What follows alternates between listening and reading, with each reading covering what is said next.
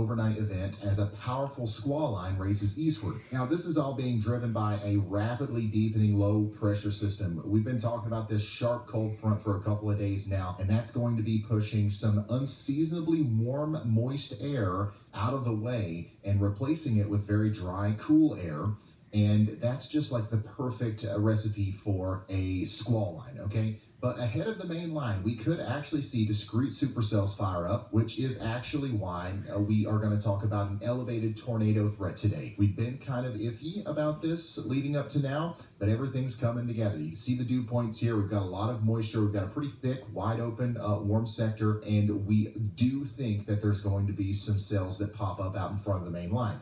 Or we at least believe that if they do, the conditions are going to be pretty favorable for intense tornadoes. But of course, as the evening progresses, these storms are going to emerge into an extremely long squall line, packing a 45% risk for significant damaging straight line winds. That's going to be the main threat, and I am most concerned about areas along and east of Interstate 55 in Illinois, down through the mid-south, where wind gusts could easily be hurricane force. We're talking about 75 miles per hour or greater. If you live in this zone, you're going to see trees coming down, and there's going to be widespread power outages as this line pushes through in the dark. This line of storms is going to pass quickly, but it's going to be windy before they arrive, and it's going to be extra windy whenever they hit. And then for a lot of the upper Midwest, it's going to be super windy and very cold heading into Monday morning. So it's not just going to be windy when the line hits, it's going to be windy all day, and that's going to kind of like loosen up the tree branches and stuff. It might start making the trees sway, loosen up those roots a little bit. Then the big wind is going to hit,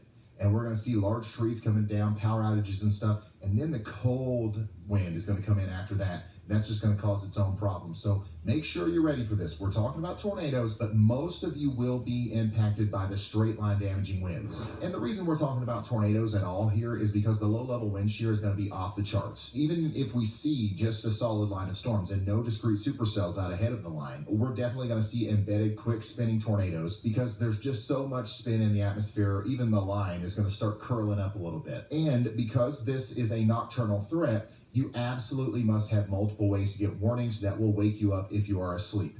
NOAA weather radio, y'all call, alerts on your phone. You got to make sure that you have that set up. And the bottom line is, if you live anywhere from Shreveport to Indianapolis, your Sunday night is going to be loud, dangerous, and potentially life-threatening. So make sure you take this seriously. Anytime you see that 10% hatched area, that means that we mean business. Now, while